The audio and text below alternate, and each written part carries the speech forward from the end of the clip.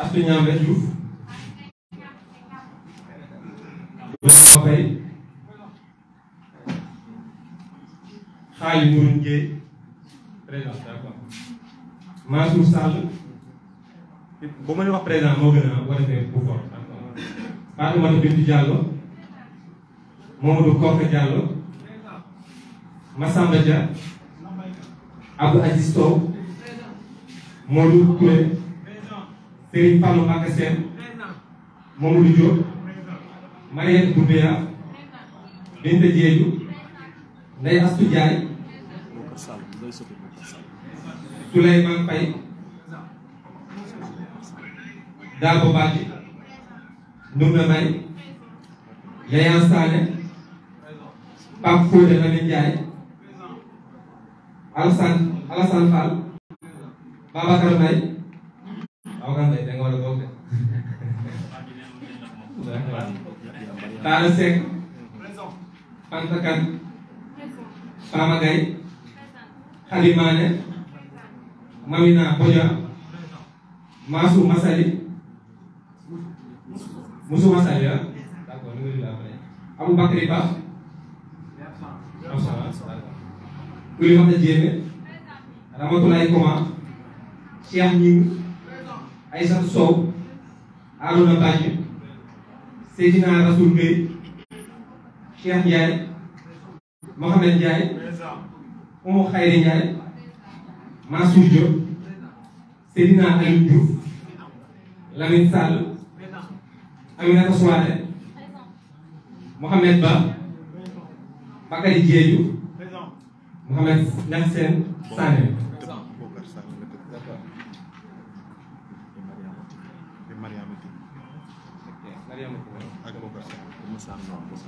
Mariama Tine waaw moom lañ lay Bokar Sall la léegi dañuy commencé wax bu ko defee ñu jox kàddu gi Abdoulaye bu ko defee mu expliqué bopp naka lañ koy déroulé bu ko defee daal ñu nekk ci salle yëpp comprendre ko noonu voilà merci beaucoup.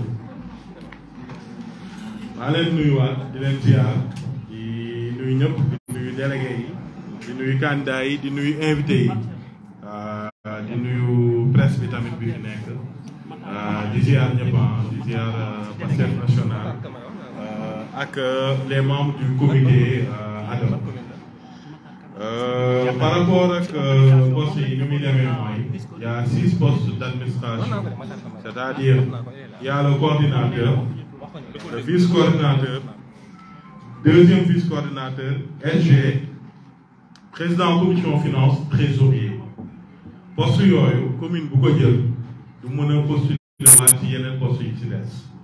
C'est-à-dire exemple si Yeumbeul Sud Keur Massar Nord ou Jaxaay remporte la coordination départementale, il ne pourra pas postuler sur les 5 postes. Parce que l'idée de base est que nous avons 6 postes clés yooyu commune bu nekk am peu représentativité. Parce que l'élection départementale lañu wax waxuñu bureau départemental bi dafa war a refléter territoire yëpp parce que département amul territoire commune yi ñoo koy composé kon il faut ñu refléter loolu. léegi leneen bi mooy il y a d'autres postes, il y a les postes de trésorier adjoint, SG adjoint, président commission organisation adjoint, commission communication et adjoint, massification et adjoint. Pour les commissions, il y a également les postes de membres ñu intégrer biir commission. Léegi nag mën nañ tàmbali par rapport aux élections en commençant par la commission massification. Pour la commission massification, on a 3 candidats. Ces candidats sont Mamadou Korka Diallo. Il y a Mohamed Sow. Il y a Damdjan. Maintenant, on donne à chaque candidat 1 minute pour son amendement. Donc si ñëwal Lamine ñëwal. Bon, asalaamaaleykum. Maaleykum salaam Lamine. ngeen jox seen wàlluwaay yi baax a baax. donc Célémou Diallo le coordonnateur pour le département concernant les parcours. Donc mais c'est juste des amendements par rapport au procédure de vote. On trouve que c'est pas transparent que ñu distribuer ay bulletins comme ça. Je pense qu'on peut mettre les bulletins devant, pour voter, pour choisir le bulletin et se met à l'écart, pour voter pour voter après dans le. C'est la meilleure solution. Sinon on risque d'engendrer des influences de vote. Je pense que cette méthode-là c'est pas la bonne. Là on peut préciser que méthode c'est pas bien. Ñu distribuer ay bulletins pour que les délégués n'ont influence. Donc je pense qu'on a largement le temps pour faire les votes. Pour les mettre à l'écart, ñu teg ñu bulletin pour choisir délégué bi choisir mu vote ci isoloir ñu voter suñu posé dans le loolu laa on koy préciser. Salaamaaleykum.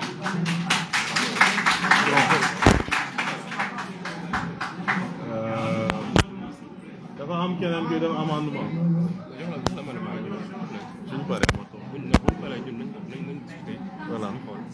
donc salaamaaleykum wa rahmatulah. maa ngi jégalu ci kàddu gi parce que xaw na naaj mais dama bëggoon wax juste que képp ku nekk ci coordonnateur ci commune de Massar procédure bi dañ la pare donc gis nga maa ngi koy def salaamaaleykum wa rahmatulah.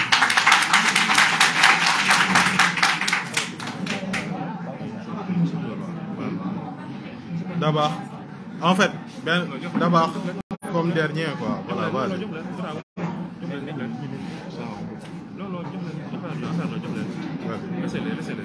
Salaamaaleykum tout le monde. Je pense que nous sommes responsables. Et je pense que damay inscrire ci dynamique bu wóor la ñu waxee. On peut pas venir en vote. Day mel ni ngay ñëw vote élection présidentielle ngay jël sa bulletin yi daal di ko dugal. Ça ne fait pas élection fépp bu mu munti am ci monde. À moins que ñun peut-être parce que ñu def leneen wax ci waa élection luñ ci mun a xam da ngay ñëw ba fa nga ñëwee nga jël sa bii da ngay ci biir la mais bu dee état bu la ñu def ko ci politique si saa si ci man di ñëw.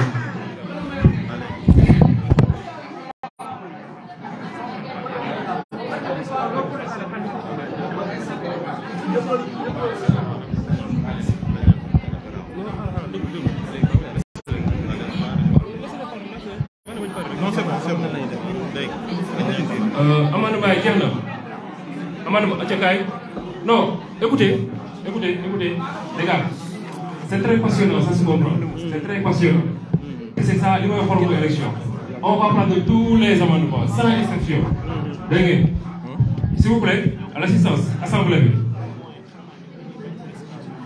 s'il vous plaît ci ginnaaw suñu papa yi s'il vous plaît c'est très passionnant. C'est très passionnant. On va prendre tous les amendements. On est en démocratie. Vous n'y parlez, l'œuvre humaine n'est jamais parfaite. Vous n'y parlez, on choisit la meilleure formule. Vas-y. Assalamu alaikum. maa ngi nuyu yéen ñëpp maa ngi président de la commission d'organisation JPS de Bolsine. Bon léegi nag laa may wax buy kër Yeumbeul Nord Yeumbeul Sud Keur Massar Nord Sud Malika Jaxaay lépp JPS la lépp leen moom tax ñu muy 2024 ñu xam ki nga xamante ni moom mooy seen Ousmane Sonko bu seen ki nga xamante ni dañ koo gañe ci élection bi dañoo jël loxoom ko fay ko fay moo gañe ñu def ensemble liggéey ci 2024 ñu ko Babacar. Sama gars yi s'il vous plaît.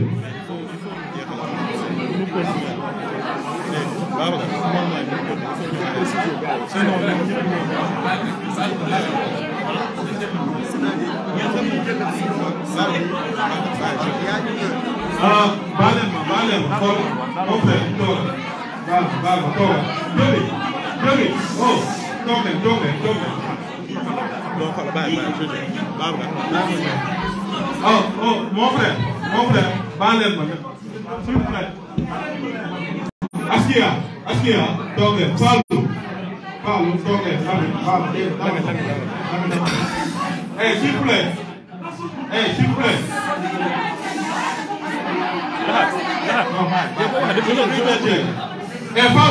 Fallou toog s'il vous plaît mon frère baal leen ma s'il vous plaît ngeen ñëpp nañ toog Fallou toogal benn place mon frère d'abord je pense que ne benn affaire dafa am Fallou s'il vous plaît benn affaire dafa am on a parlé chacun d'entre nous bu ñuy commencé nañ ne les jeunes de Keur Massar sont très disciplinés et très organisés ngeen taaj seen bopp Fallou s'il vous plaît waay dama laa rus li ma bëggoon mooy bi ngeen di commencé Babacar dafa jël parole ne les jeunes de Keur Massar sont très disciplinés très organisés très patriotes kon c'est pas aujourd'hui ngeen di yàq loolu léegi nag da ngeen di xam benn affaire su fekkee poste da leen tiital département bi ba ngeen di jàpp si seen vote seen problème nous on rentre chez nous et on vous laisse avec une journée merdique baaleema si terme il faut ngeen assumer seeni actes là en fait on a fait toutes les communes maintenant il y a eu des procédures de vote par exemple chaque commune on a voté ainsi parce que la configuration des salles ne permettait pas d'avoir isoloir. Et en plus, on n'a pas eu d'amendement par rapport à cela. Toutes les communes, je précise. Beneen bi mooy vote responsabilité. yaakaar naa su fekkee nit sa commune daf la yabal nga ñëw toog fii y a pas une personne qui doit influencer sa vote. warul am vote responsabilité.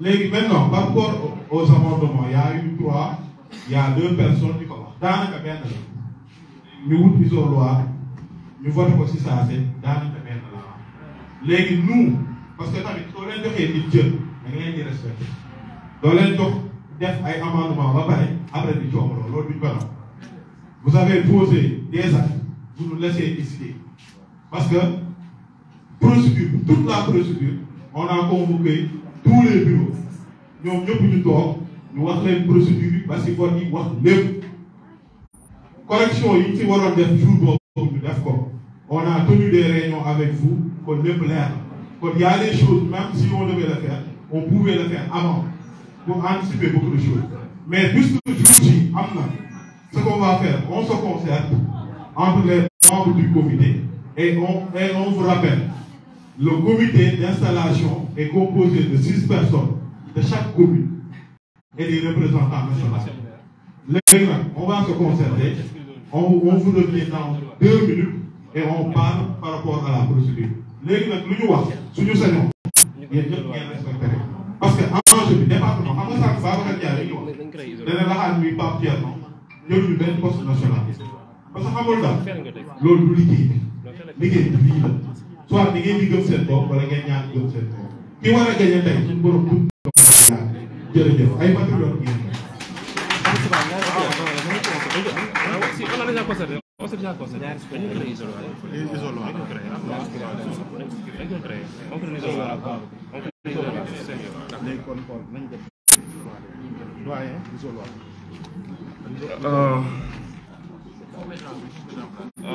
bon déjà donc c'est bon on va créer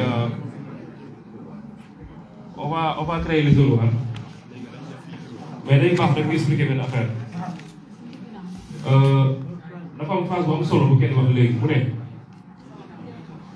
képp ku fi nekk tey coordonnateur rek ci procédure bi lañ defalee mais lan moo ko waraloon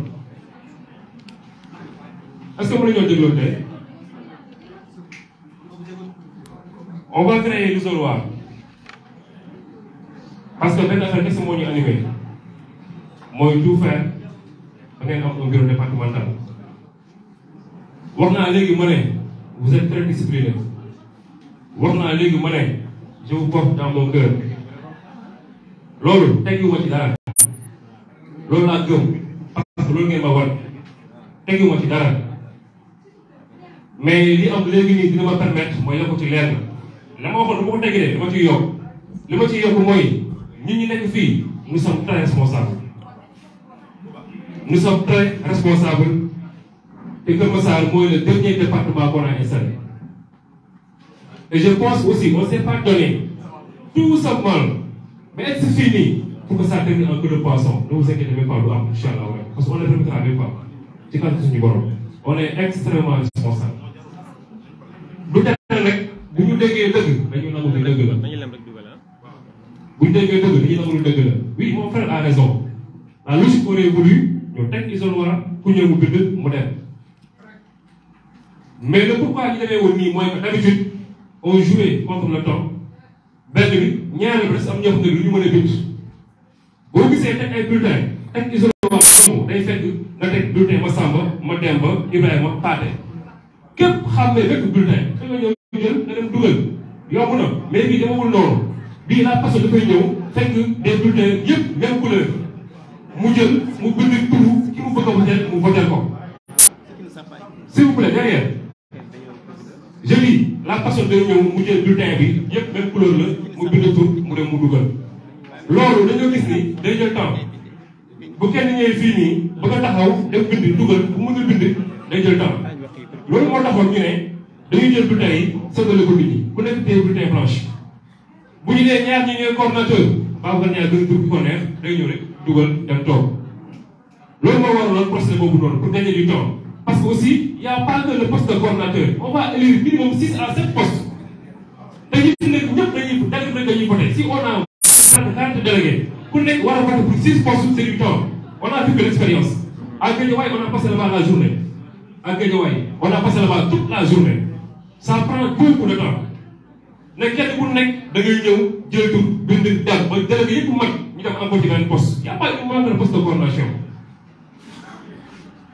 Mais n'empêche, puisque vous pensez que nous sommes vers la méthode classique, nous avons tech isoloir, tech bulletin, pas de problème. Mais si vous voyez, nous avons une affaire.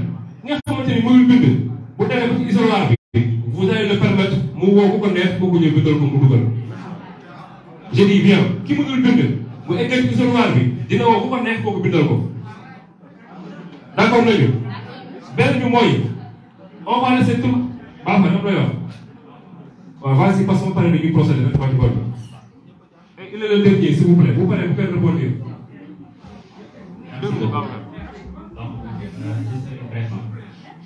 Si on change la méthode d'élection aujourd'hui, on sera obligé d'installer toutes les communes qu'on a installées par cette méthode. Je ne suis pas d'accord avec l'isoloir. Il a fait isoloir parce que les questions si on a élu Souleymane Faye, Abdel Aziz Sow, Lamine Diallo, ainsi de suite, dans leur commune, c'est par cette méthode-là. Donc, nous avons un jour J pour changer de méthode. Moi, en tant que candidat, je ne suis pas d'accord par cette méthode. Si on le fait, on sera obligé d'installer toutes les communes.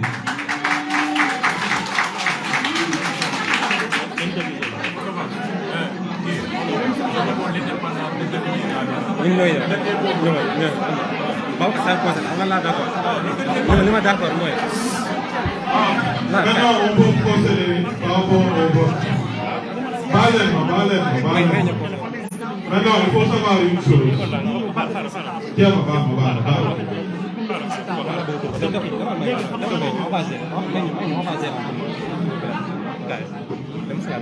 nañ teg ci bulletin yi nit ki bind ñu koy gis mu dugal fii. non non dañ koy bàyyi ko nañ dem ci isoloir. kaay nañ dem ak isoloir loolu du ko xam. non xam nga nañ teg ci bulletin yi ñu bind ko isoloir dañ ko def ci bulletin. baal leen ma sànq bi may wax li ma wax dafa leer. je disais que ni isoloir bi moo la fi moo ko isoloir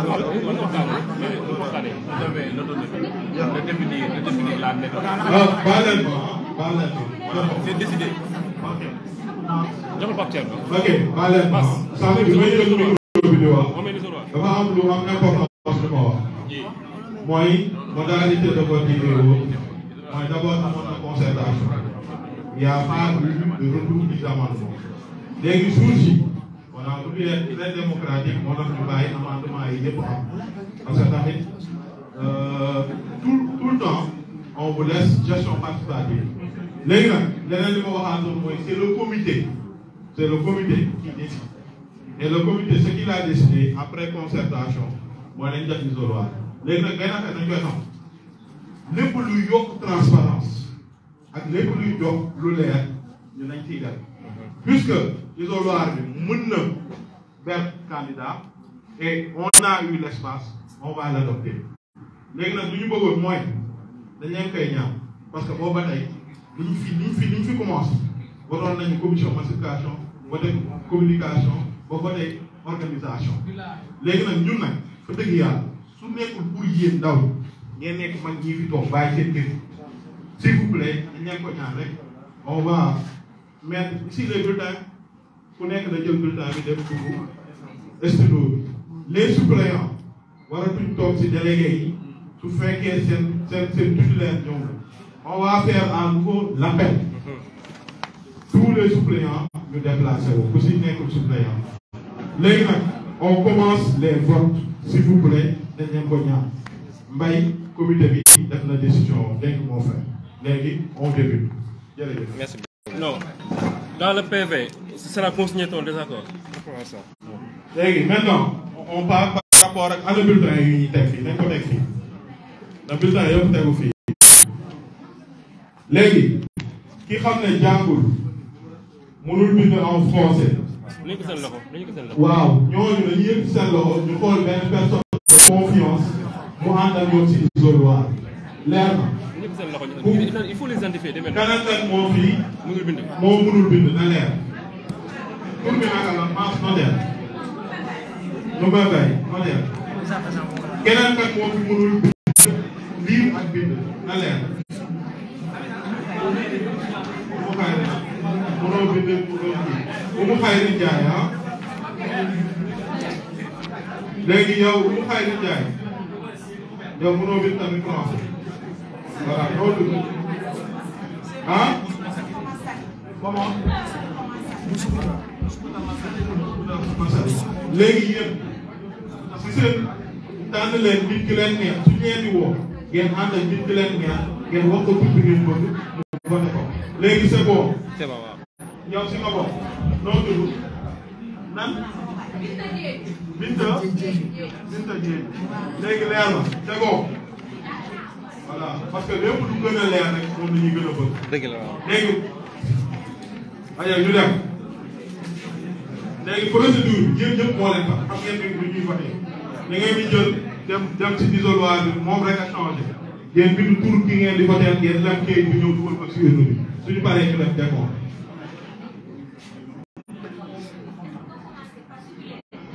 waaw titulaire yi rek. non amul suppléant titulaire rek. liste bii nii titulaire kese amul suppléant léegi. bismillah léegi ñu tàmbali. léegi nag di ñaan yàlla lépp jaar si jàmm ngeen démocratique te nekk ay patriotes. léegi on commence par rapport à la commission massification. Pour la commission massification, il y a 3 candidats. Momar Korka, Diallo, Mohamed Sow, Dame Dieng.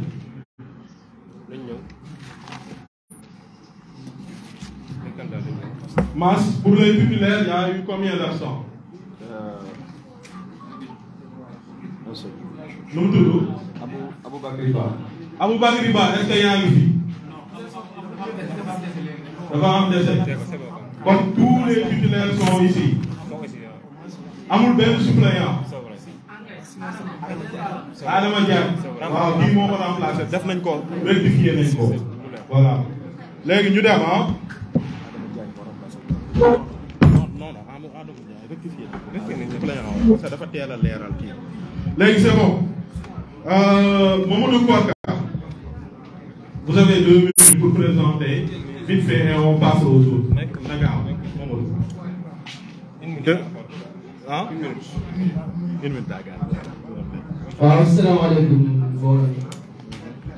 C'est Mamadou Korka, responsable de la massification JPS Yeumbeul.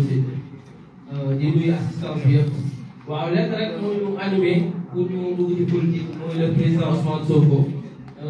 parce que gën a stratégique boo xam ne mën na ñëw yëwénal liggéeyam mooy massifier te pacifier dafa amul bi laaj en premier lieu mooy organisation d'abord boo organisé doo massifier boo jógee ci organisation rek da ngaa war a am engagement ñu looloo ñu animé surtout engagement bi loolu nag moo waral ñu gën a dugg ci politique bu gën a jàppale Ousmane Sonko en 2024 mettre ko l'installé ko au magistrat suprême du pays loolu nag incha allahu rabbi fas yéene na ci ab programme bu rëy rëy déjà programme bi c'est déjà étalé dans toutes les communes mais incha allahu rabbi je vous souhaite bonne chance à tous les candidats di ñaan yàlla yàlla mooy tam je vous remercie. ci si topp Mouhamed Sow.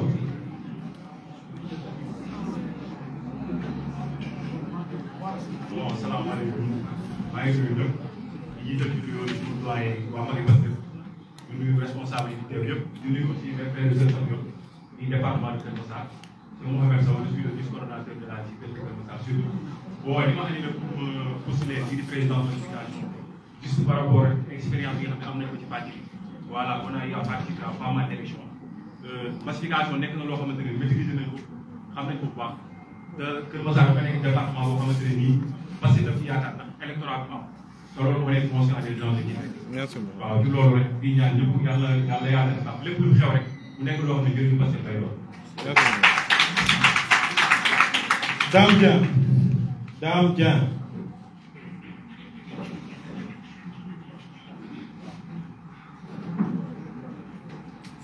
salaamaaleykum. nuyu naa ñëpp di commencé ci le comité du chargé de élection di wax aussi tamit benn affaire damay rappeler juste par rapport ak li fi am sànq j'espère que mënoon na ñàkk parce que am na lu ñu ko waxoon ba ñuy organiser une rencontre au niveau du Cheikh j'étais une seule personne boo xamante ne waxoon na ci lii scrutin moom rek moo nekk loo xamante ni bi ko réglé wu le jour si par exemple soit dans la région waxoon naa ko keroog li si des mooy je vais postuler pour ce poste je vais renoncer à ce poste je vais laisser au lieu premier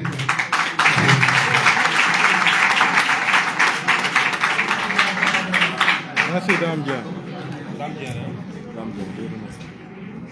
Maintenant nous avons un retrait. Maintenant il y a deux candidats. Mamadou Korka Diallo et Mohamed Sow. Léegi mën nañ tàmbali liste yi Pape Thierno mën nga appeler des délégués. bon di ñëw di leeral rek ni délégué yi déjà seen tur yi ñu ngi quoi et je pense que chaque commune am na 8 délégués te képp ku sa tur nekkul fii mënoo ko def bon loolu bëgg a leeral aussi quoi voilà parce que rectifié nañ lépp en temps wala léegi mu tudd sa tur da ngay jóg nga romb ni ñëpp gis la nga jóg mu nee na bëggul leer rek na leer nañu tey moom ngeen déglu fee ngeen bind ngeen ñëw ngeen dugal ñëpp di leen gis incha allah Pape Alioune Ndiaye.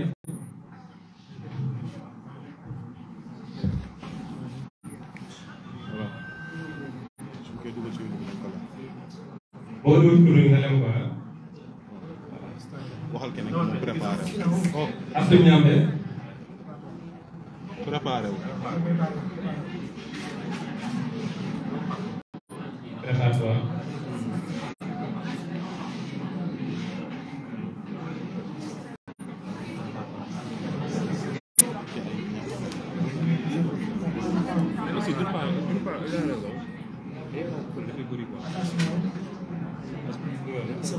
Astou Niambé Diouf mu nga def. parce que par exemple quelque chose benn indice yi n'est-ce pas am ko na ci dem na ko non bindal diw genre ça passé d'accord mais non benn rek benn kuréel nga ñëw après nga lem ko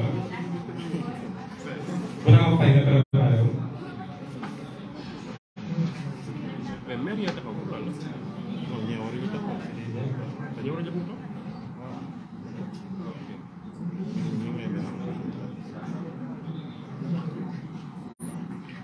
xaalis mu duñ jee nga préparé wu.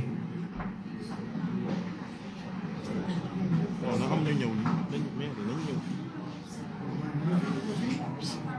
bu la ko teg kanam ci loolu waat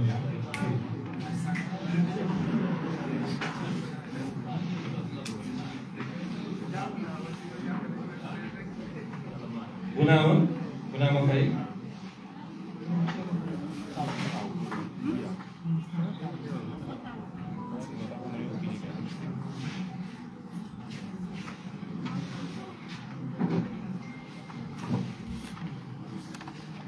xaalis mënoon jëye na ñëw jël kii bi nga taxaw nii xaar bu génne da ngay dem mu gën a gaaw da ngay jël benn koy nga taxaw nii xaar bu génn.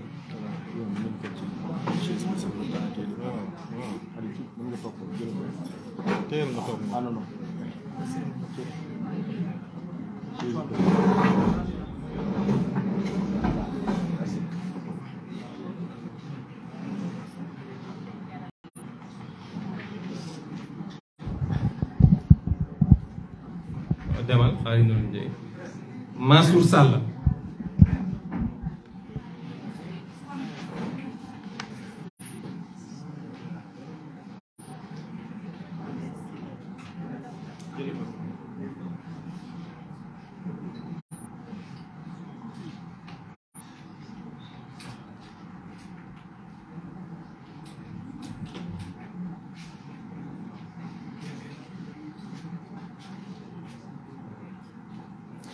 Fatima Binta Diallo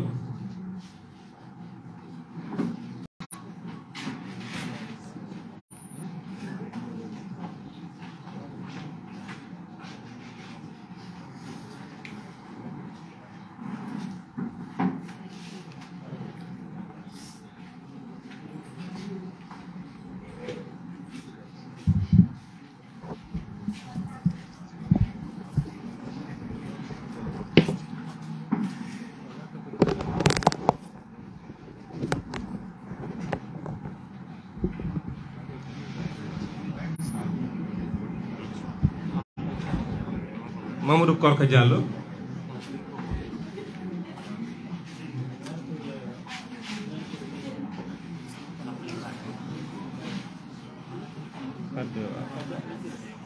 mi ngi préparé wu. Ah ok, tu communiques pas avec les votes. C'est pas ça. Massamba Diana préparé wu.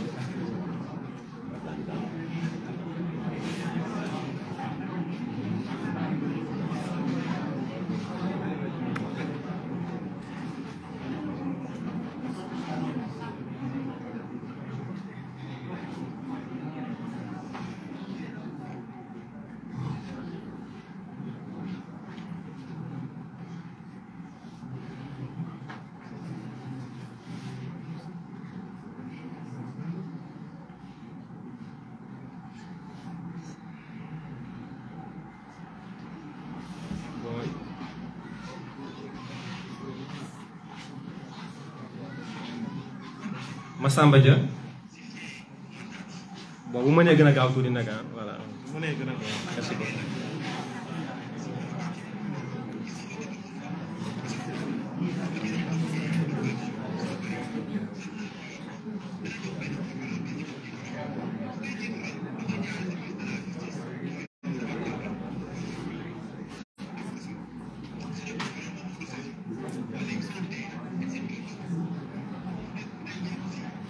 Abdou Aziz Sow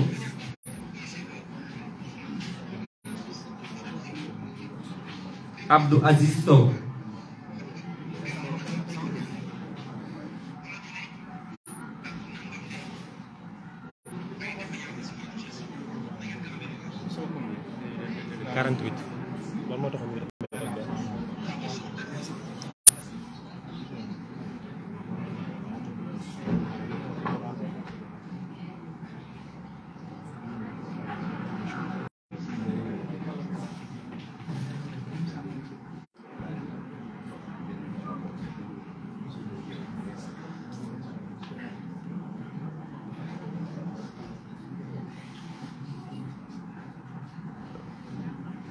Serigne Fallou Mbacké Sène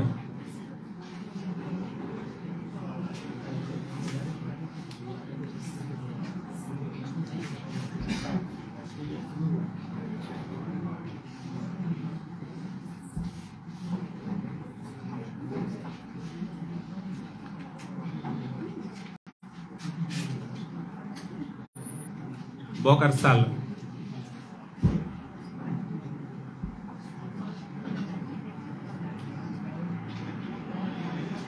mën nga toog xaar bu pare waaw mën nga toog xaar bu pare mu génn.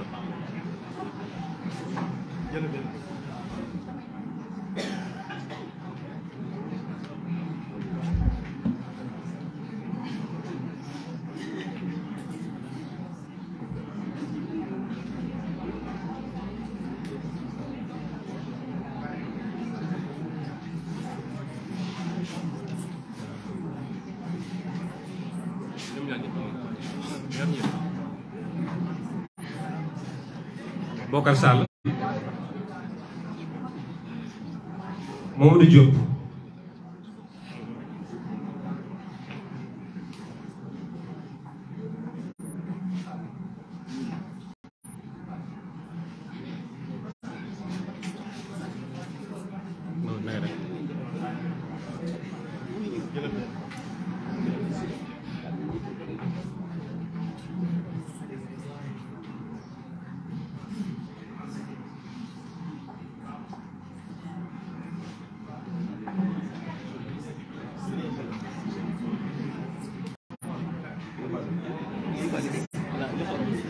Mariette Doumbia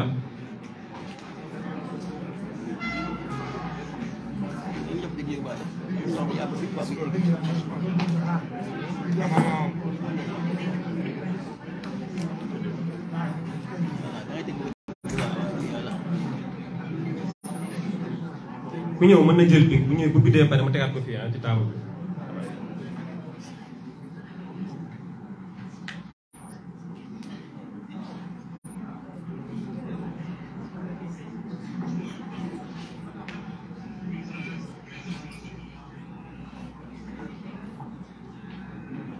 Binta Diédhiou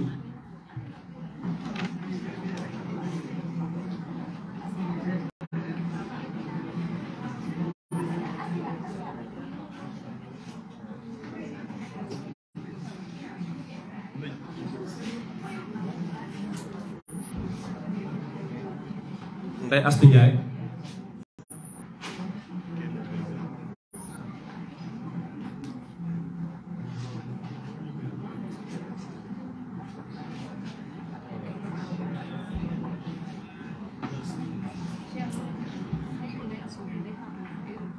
Keur def naa day fànn d'accord alors big man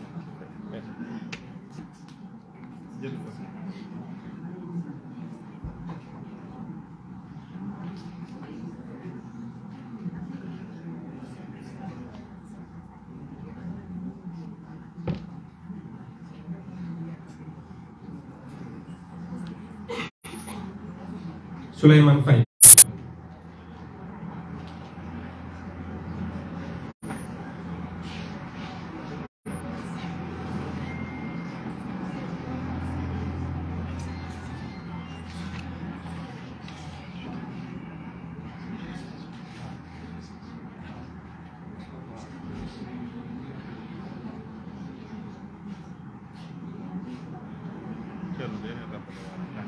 d'accord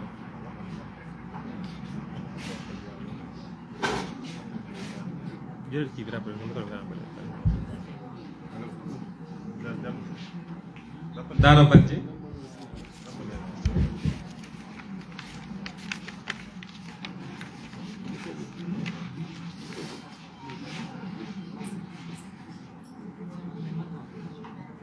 bon ñu fàttali leen candidat yi président commission massification Mamadou Korka Diallo ak Mohamed Sow voilà pour ñi dugg ci urne bi merci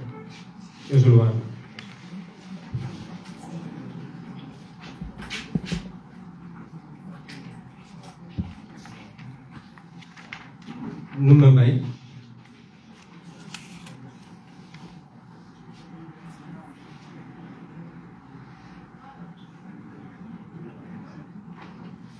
Numba Mbaye d'accord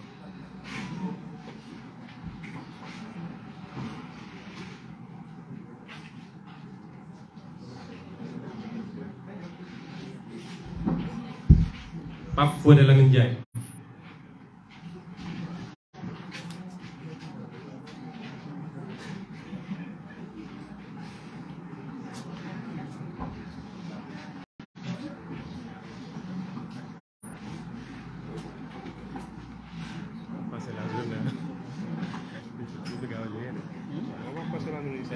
c'est bon.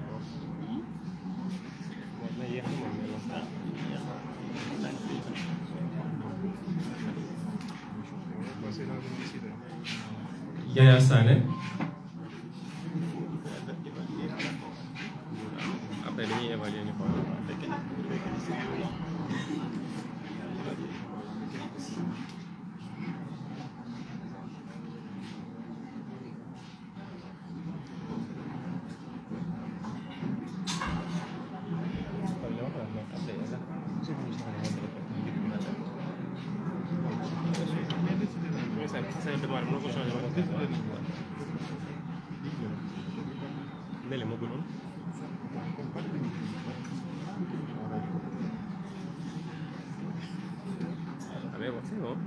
lépp lu yokk transparence moom moo gën quoi loolu moom c'est vrai.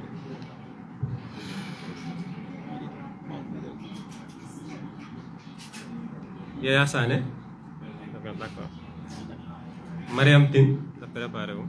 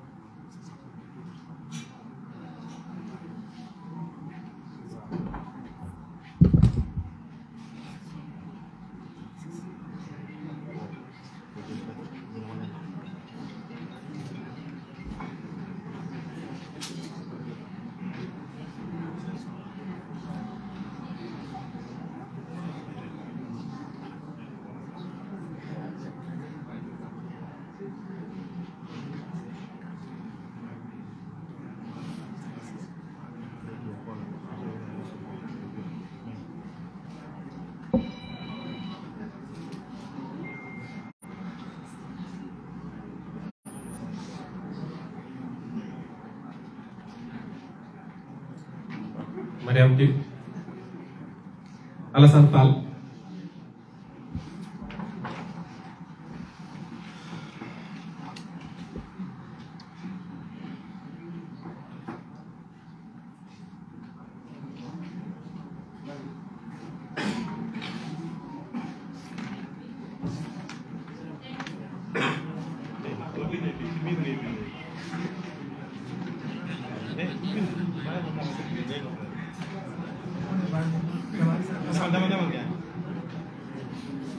Babacar Mbaye.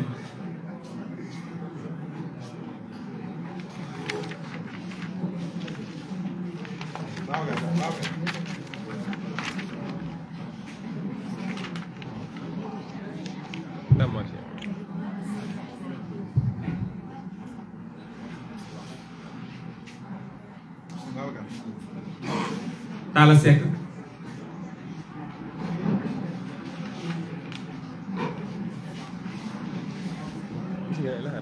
Si ñu defee procédure bi point par point bu ko defoon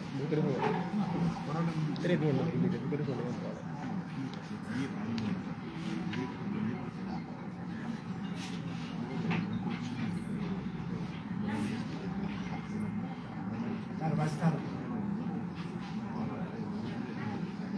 Fanta Kane.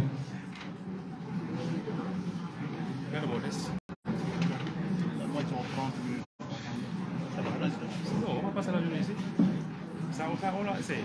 On l'avait essayé. On va passer là. À Guédiawaye, c'était comme ça.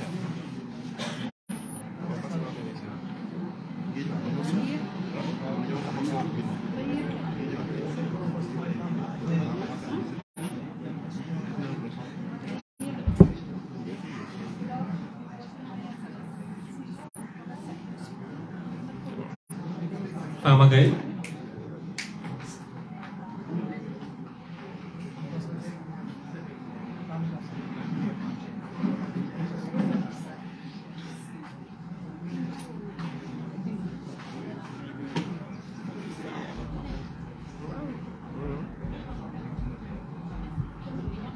bu dee rappelé na la nga ñëw nga jël affaire nga dugal loolu leer.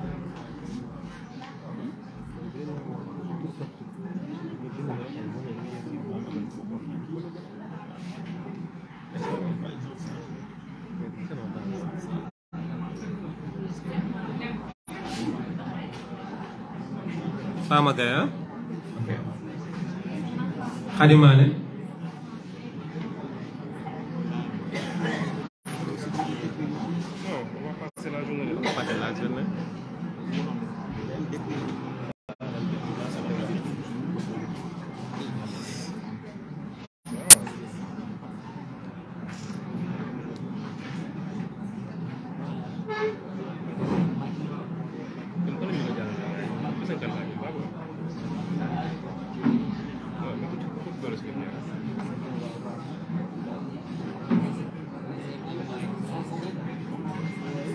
Hady Mané ah. Matar Camara.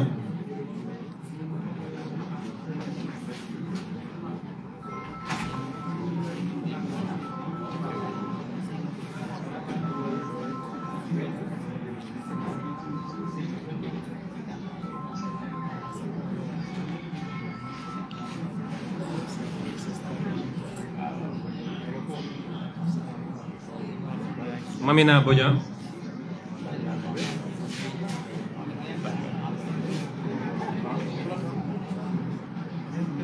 Mamina Bodian.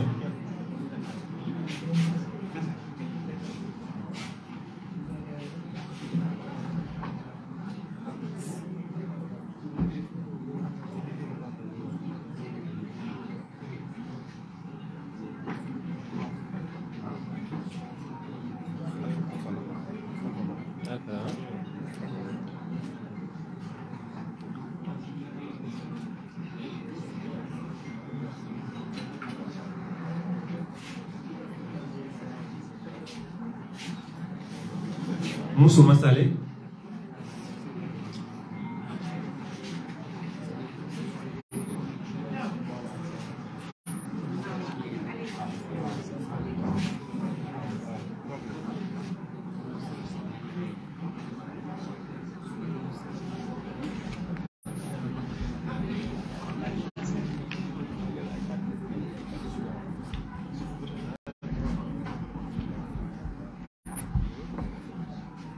Abou Bakary Ba.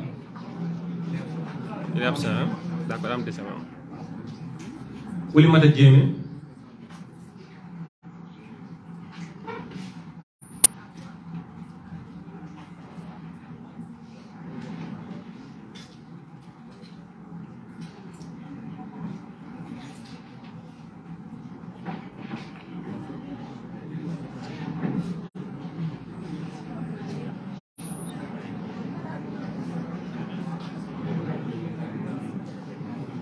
Ramatoulaye Koma.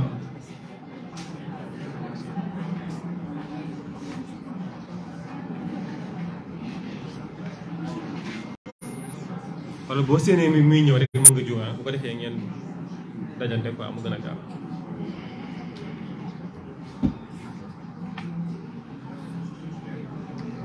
Cheikh ñu ngi na nga jege si Cheikh ñu ngi.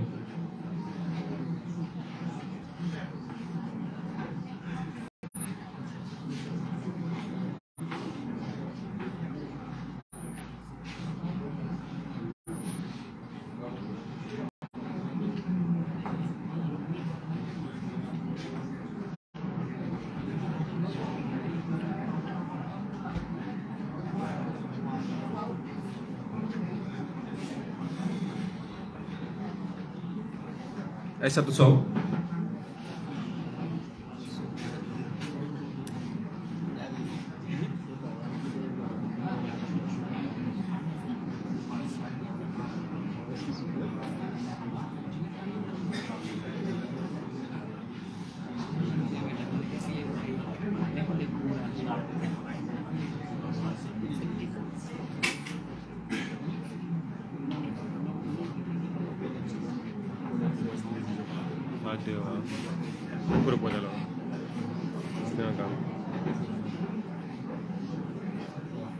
Aruna Badji. Tu as dit quoi? 2 isoloirs. Mais c'est mieux. Voilà, nous ñëw par 2. Par 2, ouais, 2 isoloirs. On met 2 isoloirs. Comme ça, on va par 2. On met 2 isoloirs, ils viennent par 2. C'est plus rapide. C'est plus rapide. C'est plus rapide quoi. Vous parlez on place ensemble. Vous parlez d'accord. C'est plus rapide. Seydina Rassoul Gueye.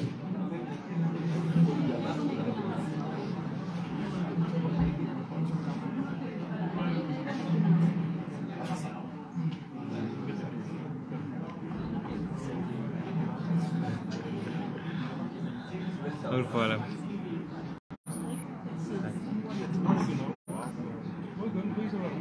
Ça prend du temps.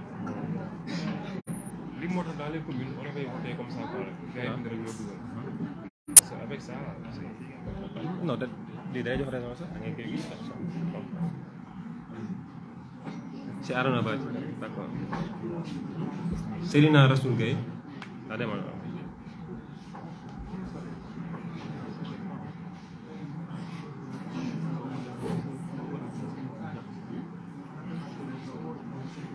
Cheikh Ndiaye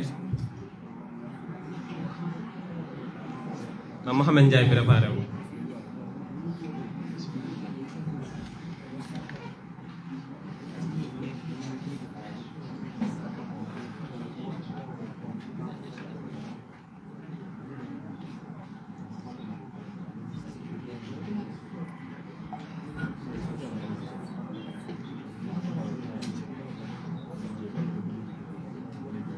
Mohamed Ndiaye d'accord.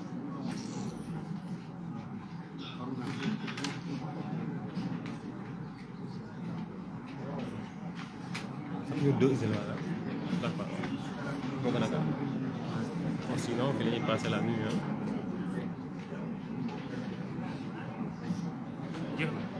On laisse na 8.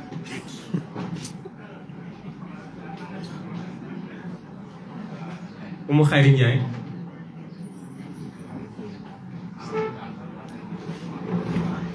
Madame, si vous avez une organisation nouvelle, il y a un peu de PV. Organisation nouvelle, il y a un peu de PV. Comité. Oh, cherchez un PV, un cul. Après, ça, on va appeler. Cherchez quelqu'un pour faire ça. Élection département, beaucoup de PV. Il y a un truc.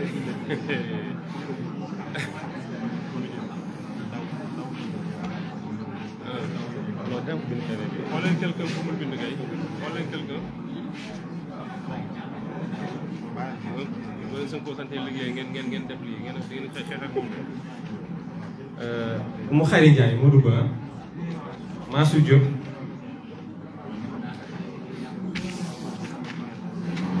na Serina Aliou Diouf préparé wu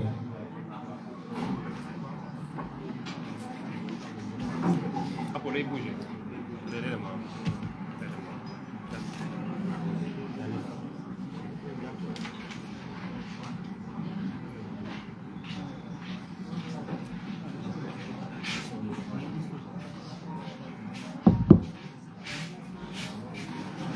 Serina Alioune Diouf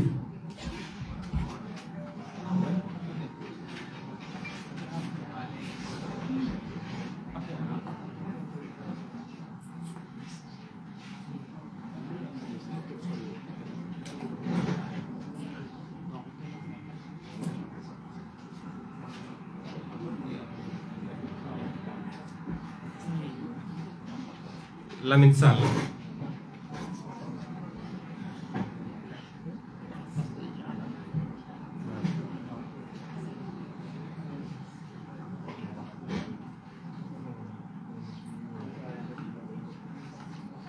comment ça créer deuxième TV comment ça deuxième visuel kon laa ci la jóg tegal visuel mais foofu fu ñu def affaire Lamine Sall d'accord fu ñu benn kii yor na foofu faisons naa ci gën a table bi boo demee team table bi fu ñu yor na ah mais même ko li bind rek ñu bëgg day gën a gaaw ok c'est bon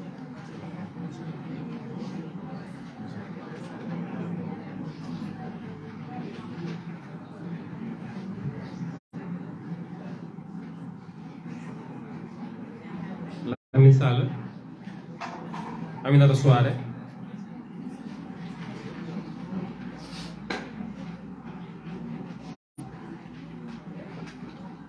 Mohamed Ba na préparé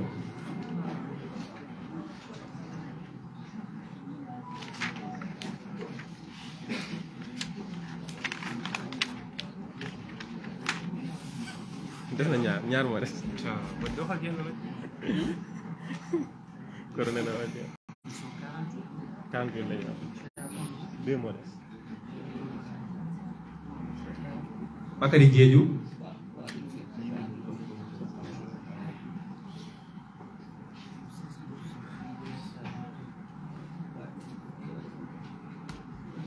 Mohamed Mehsen Sané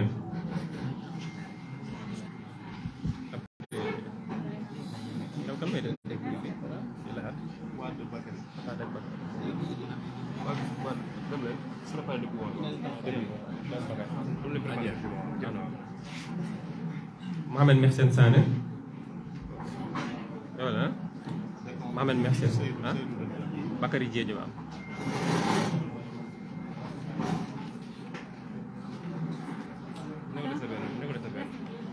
des na benn Bakary des na benn. waaw dañuy benn moo def définitivement.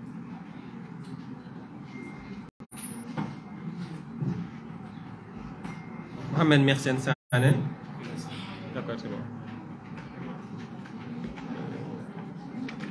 léegi Mohamed bu demee ba pare ñu def dépouille bi ah merci beaucoup. À vous la parole.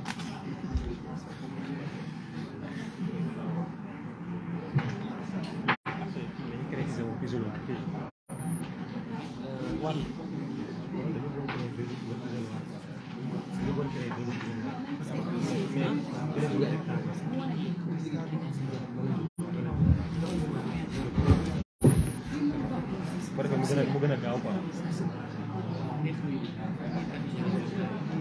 résultat yi dañuy jël dañuy yor pic dañuy noté. léegi frère bi moom mooy noté grand. Cheikh. Bakary da nga jël kenn mu jël kenn. Seydou. yaa ngi ci biir kan yow. tu es là. non kii membre du comité la. Merde. Frère. Voilà dañoo bëgg kuy noté quoi. waaw parce que ngeen compté lépp. da ngay bind ñaari tur yi après ngay noté dégg nga waaw ñaari candidat ngay bind seen tur après nga taxaw fi ngay noté bu ñu nee diw nga def benn. Korka Diall ak Mohamed Sow. ak Mohamed Sow waaw. Korka Mamadou Korka Diall ak Mohamed Sow. xool ñu voté kan ñu voté incha allah c'est bon.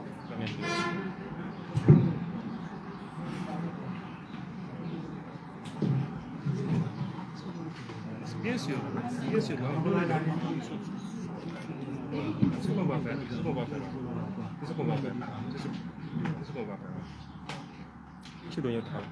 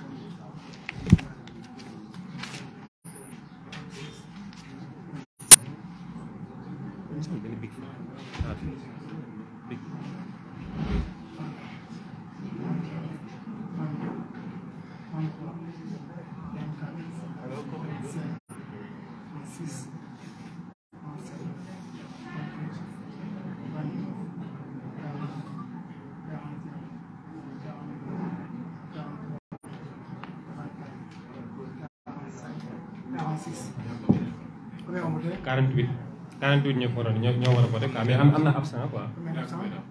benn absent lañ noté woon voilà Aboubacry Ba peut-être c'est 47 ans. waaw on va reprendre 48.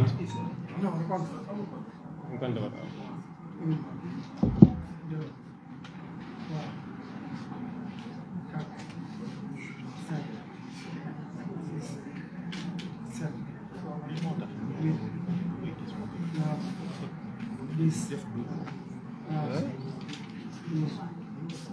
moo gën a waaw parce que da ngay gis ni muy bind ngay xool mu dugal ngay xool moo tax ma ne mu def comprendre nga parce que bu ñu ko defoon non seulement leen waaw dëgg mais nag léegi dañ def jaamante bind ñëw dugal bind ñëw noonu lañ def la presque affaire presque bind ñëw dugal bind ñëw dugal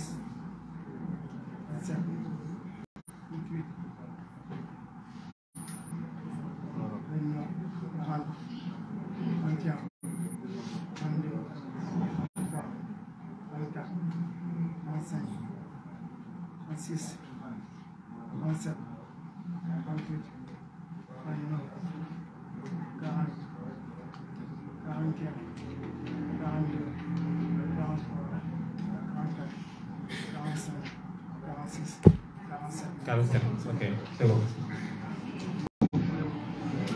léegi voilà dama lay jox Bakary bu ko defee boo waxee nga tur bi nga gis haute voix ñëpp dégg ko bu ko defee am ko rek daal ñu mën a xam ku nekk ñaata voix am.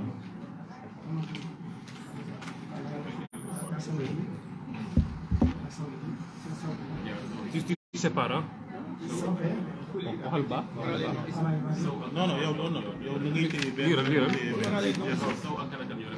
waaw Mamadou Korko Diallo ak Mohamed Sow Diallo ak Mohamed Sow. voilà Mohamed Sow une fois Mohamed Sow. Korko Diallo Mohamed Sow.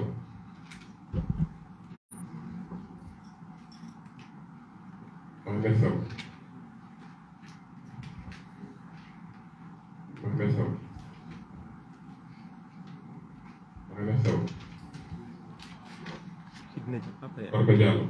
automatiquement maanaam dañoo waroon a préciser maanaam ki nekk présidentiel ki jiitu ki automatiquement adjoint.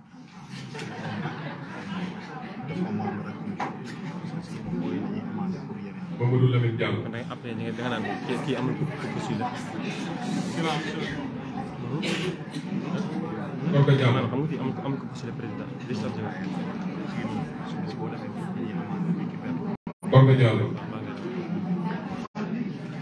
Mohamed Sow.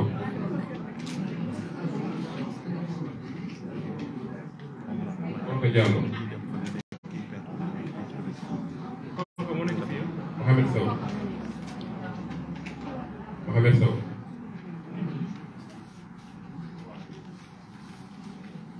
Mohamed Sow. Mohamed Sow. Mohamed Sow.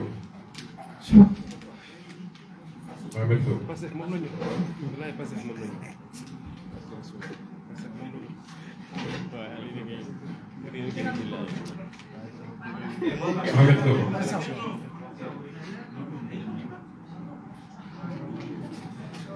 Mohamed Sow.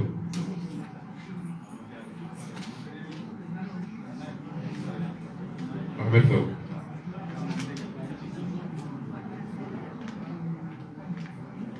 Korko Diallo. Korko Diallo.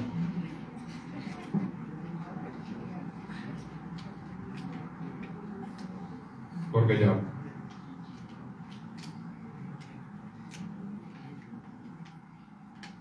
Lamine Diallo.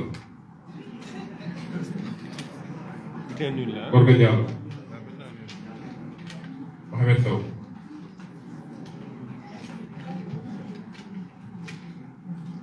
Korko Diallo. Korko Diallo. Mohamed Sow. Korko Diallo. Korko Diallo.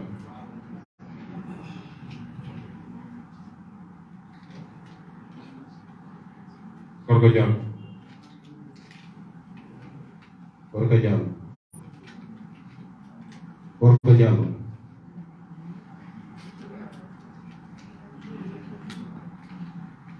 Korko Diallo.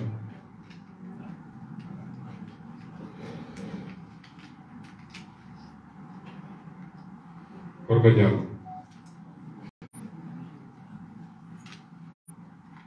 Korko Diallo.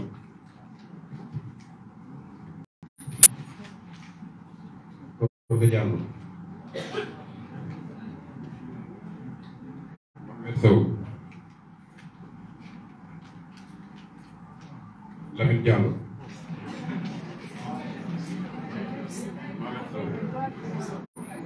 Mohamed Sow.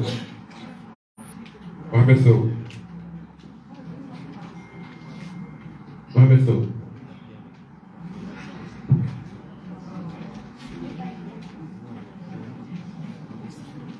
Apo, kii wàll. Kontaan dugal ci biir.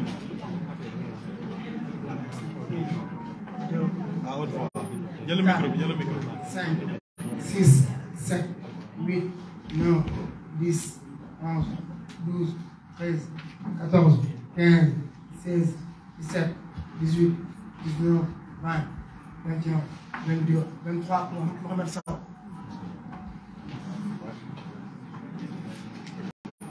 Bara Gaye, 1, 2, 3, 4, 5, 6, 7, 8, 9, 10, 11, 12, 13, 14, 15, 16, 17, 18, 19, 20.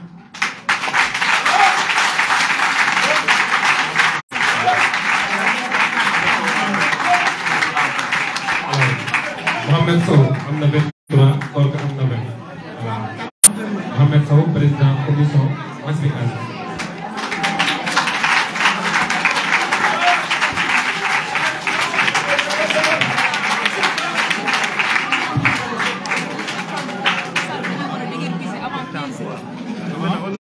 On a mis deux isolants là.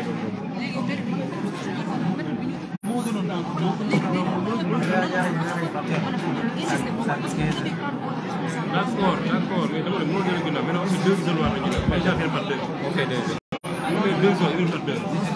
C'est bien, c'est quoi? C'est une match de foot, là, mais on fait deux. On met deux isoloirs, les gens vont regarder. Là, déjà.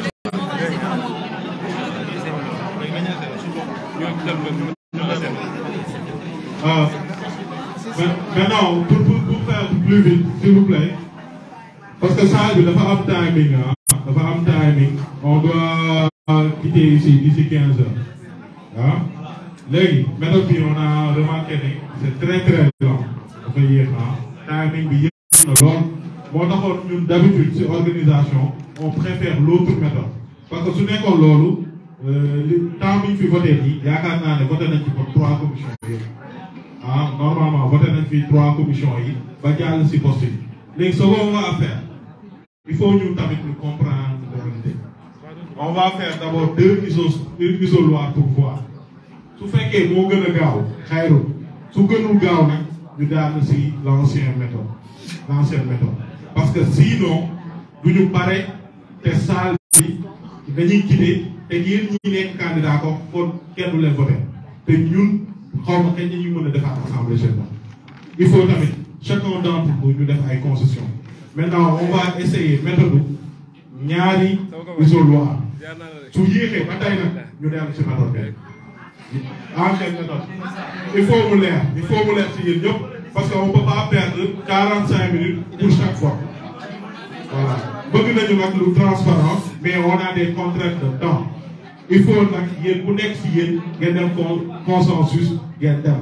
Lii élection kese ay patriote ngeen. Voilà.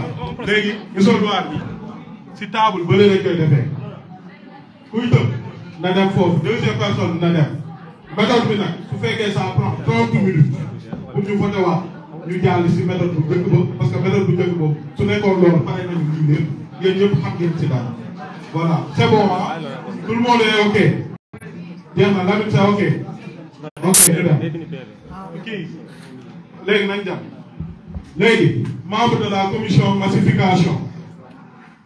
Il y aura comme président Mohamed Sow, membre Mamadou Korka Diallo, membre Mamina Bodian, membre Hady. Ça c'est la composition de la commission massification. Les nous c'est commission communication. Commission communication pour la présidence. Il y a 2 candidats pour l'adjoint président, pour le poste d'adjoint président, ben des candidats. Poste président, Mamadou Mar comme candidat et Aminata Souare comme candidat. Maintenant, Mamadou Mar, Aminata Souare, il y a une minute pour que nous gagnons tout def Mamadou Mar, lu mu gëna gaaw. Aminata Souare préparé. Ñëwal. Ñaar ñëwandoo kay. Xolé yeen ñaar ñëpp ñëwandoo leen tax. Ñaar ñëwandoo. Ana Aminata Souare. Jugal. Ak seen Aminata. Bismillah. Mamadou Mar. face aux caméras. Naga, 1 minute. Bonjour à tous. Donc, maa ngi leen di nuyu bu baax baax di jaar waa communication. Alors, man maa ngi tudd Ousmane. ñu may gën a xam ci Bara national pour jël ministère. Alors, ma nekk membre de la cellule communication. Comme ni ma koy waxee chaque fois, la communication est le centre d'une organisation et qui ne communique pas meurt. Tey Keur Massar li ko war a décoller li nga xam ne mooy super communication dafa am wàll bu am solo. te très récemment j'ai été à la dîner général du super Dakar gis naa apport bi ñu jox communication te tey Keur Massar lool jeunes yëpp laa koy wax waroon na laa dañoo war a décoller et avec une très bonne communication avec une bonne stratégie ça va faire.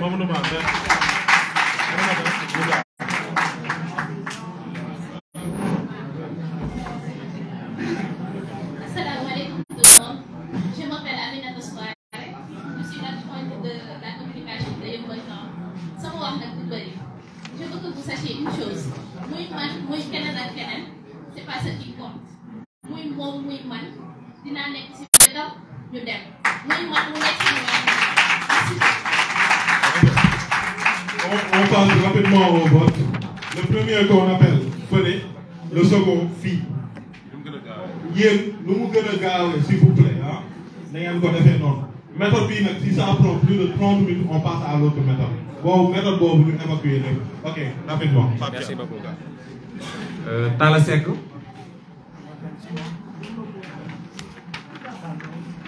Non, je pense taxawal na dama ne xaaral ma ñu commencé waat fi ñu commencé woon sànq. Pape Alioune Ndiaye. Pape Alioune Ndiaye. Astou Ndiambe Diouf. Astou Ndiambe ñëwal. Astou Ndiambe ñëwal. Waaw, pour les candidats. Papier, non, rappel. Pour les candidats, c'est Mamadou Mar et Aminata Souare. Mamadou Mar, Aminata Souare. Mamadou Mar et Aminata Souare. Keur Massar Nord et Aminata Souare de Yeumbeul Nord. Mamadou Mar, Aminata Souare, ah. Na gaaw. Ok. Bounama Faye. Keneen ki fële ñëw leen. Bounama Faye ñëwal. Bounama ñëw leen. Khali Ndourou Ndiaye. Bounama jëlal rek dem. Mansour Diallo.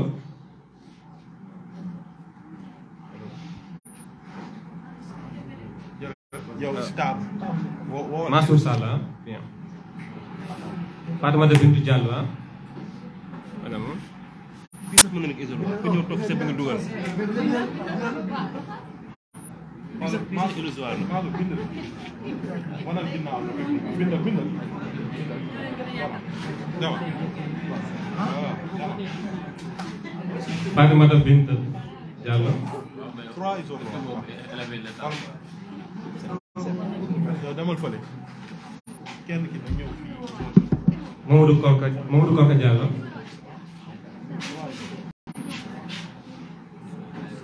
Massamba Dia. yow xoolal fii bindal mu gaaw non c'est bon Abdou Aziz Sow.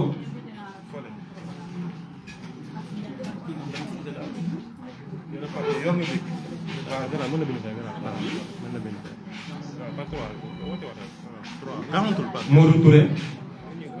Serigne Fallou Mbacké Sène. Abdou Aziz table la ki si topp nga ñëw mu gaaw fii nga bind fii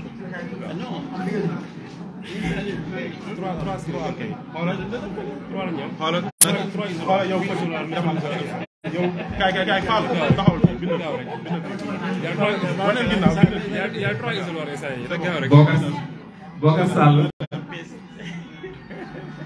Mamadou Diop. am na kuy ñëw foofu Bokar demal table Mariette Doumbia. Fall demal tu vois kii day ñëw fii keneen ki dem ci biir fële waaw Mamadou demal Mariette taxawal fii bind bu gaaw Binta Diédhiou. waaw gis nga y a 1 2 kenn ki fi lay toog bind rek Ndeye Fatou Ndiaye.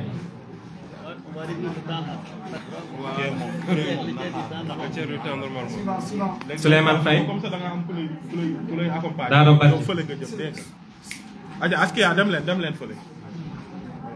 yow yéen foofu. Daara Badji. Souleymane kay taxawal nga wan ginnaaw public bi nga bind. Naga. Naga. Noumé Mbaye. yow na le fële. Naga. Pape Fodé Lamine Ndiaye.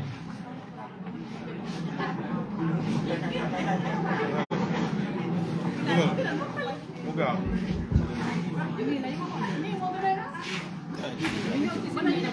dama. fële. Pape Fodé Lamine Ndiaye. waaw dama yow dama si table bi. Yaya Sané. Mariama Tine. Alassane Fall. vas-y écris. Yaya Sané Mariama Tine. Alassane Fall.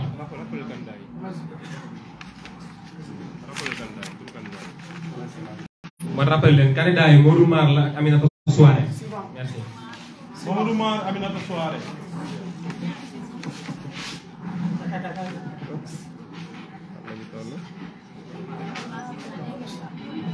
Mariam Tina. Alassane Fall.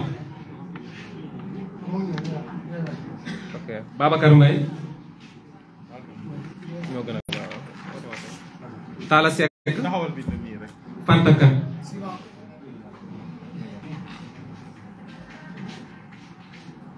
Talla Seck.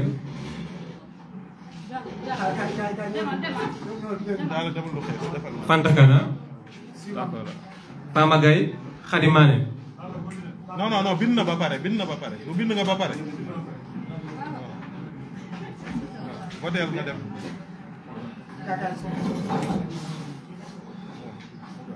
Matar Camara Mamina Bodian. Matar Camara. oh soxna si bind nga ba pare bind ku bind ba pare si urne bi directement mu gaaw ku bind rek si urne bi mu gaaw. Mamina Bodian. voilà bu kenn romb ku bind si. Moussou Massali Aboubacry Ba. waaw Aboubacry Ba moom absent la. Moussou Massali. Oulimata Diémé.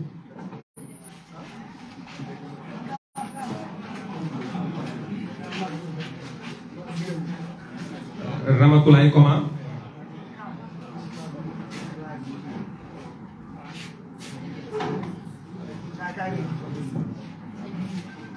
Cheikh Ning.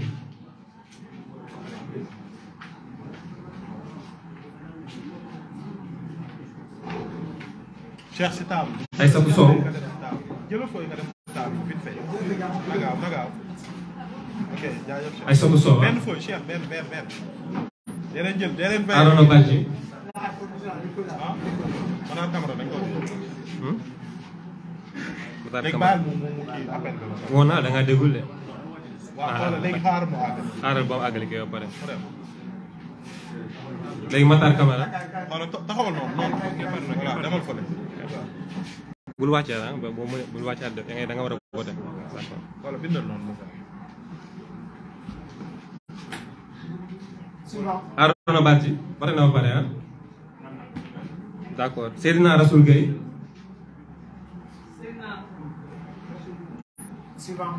Cheikh Ndiaye. Mohamed Ndiaye. mu gaaw xoolal jël leen papier ngeen dem na am isoloir bi na am ku fa dem. léegi s'il vous plaît délégué nañu déglu ah bu ñu leen waxee seen tur rek ñu jóg quoi voilà. Oumou Khayri Ndiaye. Mansour Diop. léegi Oumou Khayri yow mi daa am koy àndal. léegi yéen dem leen ci isoloir bi su fekkee daa am koy àndal dem leen ci isoloir bi.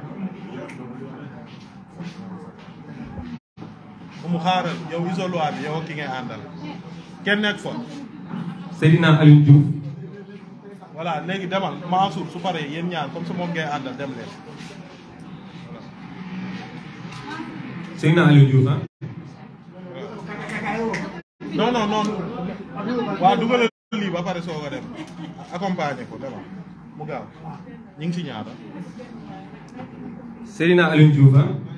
d'accord c'est bon. Lamine Sall Aminata Souare. Lamine fële.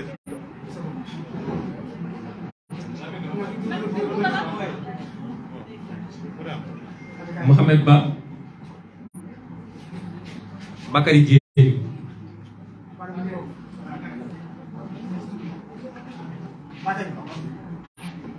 fële. xoolal am bi nga ngi. Mohamed Ndefleng Sané.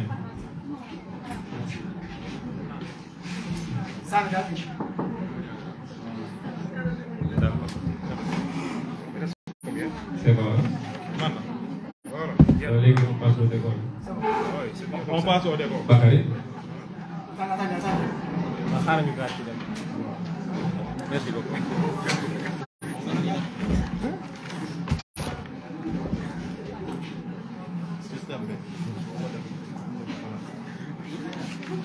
Lii c'est très clair et transparent. Délégué yaa ngi fii dañ lay gis teg la bët. Merci beaucoup. Ok. Beaucoup de café. Ah ouais.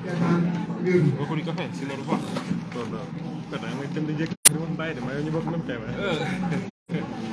Est-ce que da ngay yox tuuti kon? yow soo du baax damay suuf ci am suuf. 1, 2, 3, 4, 5. Mais yow li doo préparé c'est si candidat. C'est si. 7, 8, 9, 10, 11, 12, 13, 14, Déjà yow am nga adjoint. 15, 16, 17,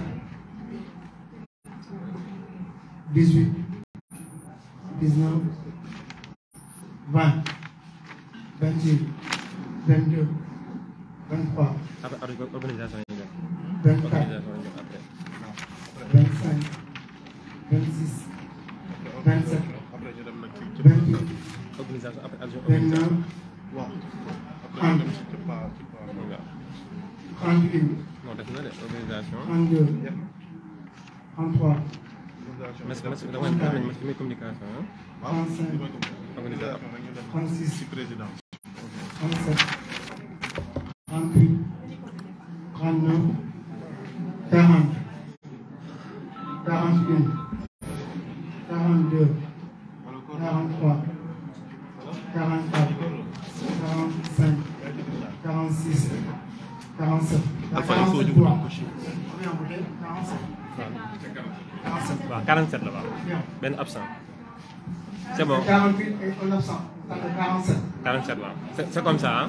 C'est bon waaw. Aminata Soare. Mamadou Ma. Aminata Soare. mën na comme nee bu ñëw. Aminata Soare. dama toogoon fii man amul poste bu def. Mamadou Ma. fii kenn toogu.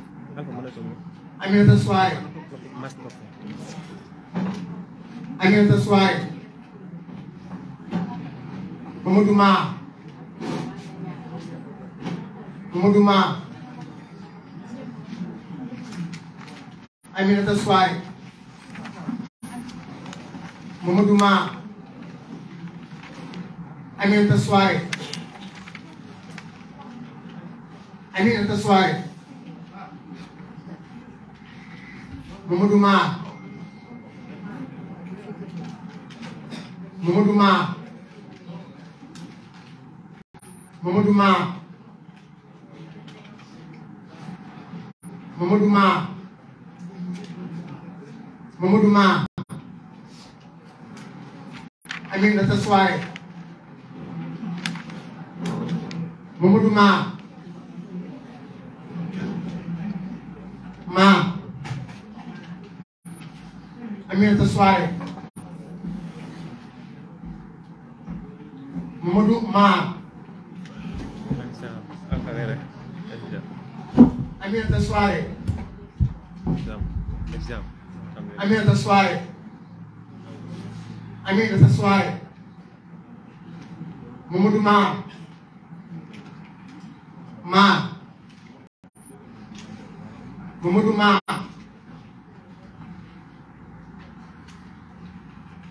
Aminata Soare. Mamadou Ma. Aminata Soare. Aminata Soare. Aminata Soare. Aminata Soare. Aminata Soare. Mamadou Ma. Aminata Soare. Mamadou Mar Mamadou Mar Aminata Soare Aminata Soare Mamadou Mar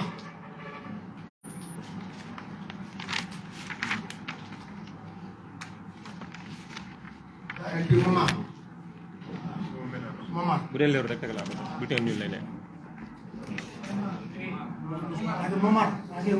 C'est pas bien écrit, on prend pas ça encore. C'est pas bien écrit, bulletin nul lay nekk. Merci beaucoup.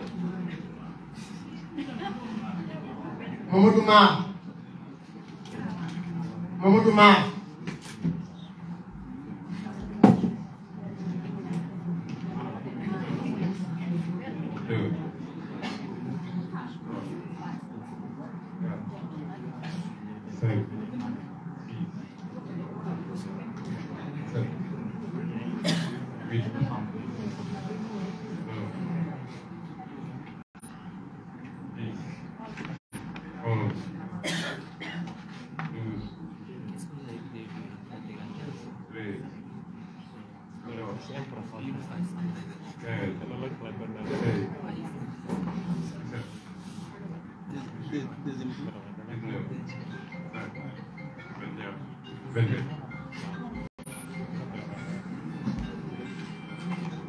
donc kii kan la nii kii.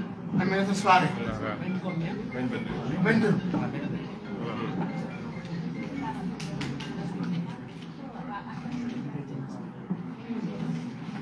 Une, deux, trois, 4, 5, 6, 7, 8, 9, 10, 11, 12, 13, 14, 15, 16, 17, 18, 19, 20, 21, 22, 23, 24.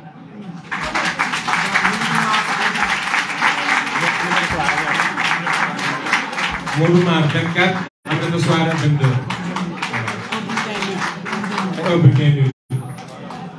Maintenant, président, s'il vous plaît, président de la commission communication, Modou Mar. Modou Mar. Membre de la commission communication, Aminata Soare, et pour le poste d'adjoint, président commission communication, Oulimata Yeumbeul de Malika. Maintenant, on passe rapidement au poste d'organisation. Après le poste d'organisation, on va aller tout droit sur le poste les postes administratifs. Et pour les postes administratifs, je vous avais expliqué le mécanisme d'élimination, c'est-à-dire chaque commune, par rapport aux 6 postes clés, chaque commune doit avoir un représentant. Et si ce commune-là, en fait, après vote, il en reste, les délégués et les candidats de cette commune pourront postuler par rapport à ce poste-là réservé à telle ou telle commune. Voilà, on va directement au poste de la commission organisation. Maintenant, pour la présidence, nous avons Mohamed Ndiaye, Sidy Mohamed Gueye. Il faut bien préciser, Mohamed Ndiaye et Sidy Mohamed Gueye. Matar Camara. Mohamed Ndiaye de Massar, Sidy Mohamed Gueye de Malika et Matar Camara de Dakar. Pour le poste d'adjoint président organisation, nous avons Sidy Alioune de Yeumbeul Nord et Bara Gaye de Keur Massar. Maintenant, on va commencer sur le même principe. Commission, organisation. Thierno Moungatambali, Mohamed Ndiaye, Sidy Mohamed Gueye, Matar Camara. Voilà. 1 minute. Léegi mu nekk tàmbali ici, Mohamed Ndiaye. Rapidement, 1 minute. Mohamed Ndiaye, Sidy Mohamed Gueye Malika. Et par principe, candidat, comme nous l'avons fait sur la commune, Mohamed, si on est absent, nous n'avons pas temps de parole. Parce que nous n'avons pas surplus. Comme ça, on a un délai de campagne. su fekkee ñett ñëpp ñu ngi fi temps de parole dina am su fekkee nag dafa am benn absent temps de parole du am kon nag on va procéder directement au vote par rapport ak ñii nii pour lépp tolloo daal voilà ñu dem oui.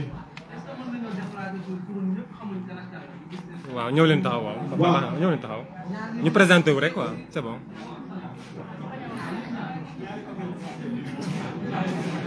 na ngeen présenté waaw.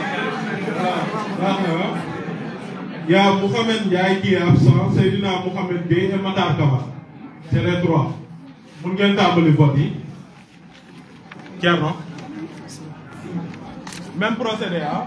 Nu mu gën a gaawee rek. Ki njëkkoon ci liste bi nga mun na préparer waa Thierno vas-y. D'accord. Pape Alioune Ndiaye. Waxal keneen. Astou Ndiambe Diouf. Pape Aliou dama ci jola. Bounama Faye.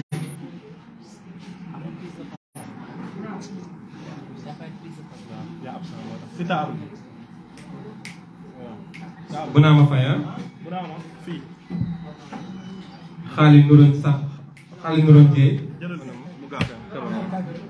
Mansour Sall. Wala foofu. Bindal boobu Bounama.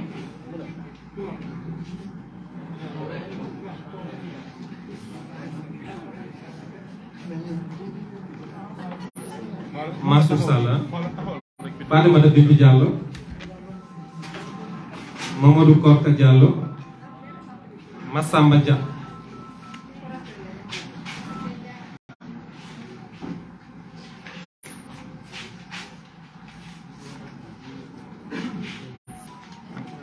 Abdou Sow.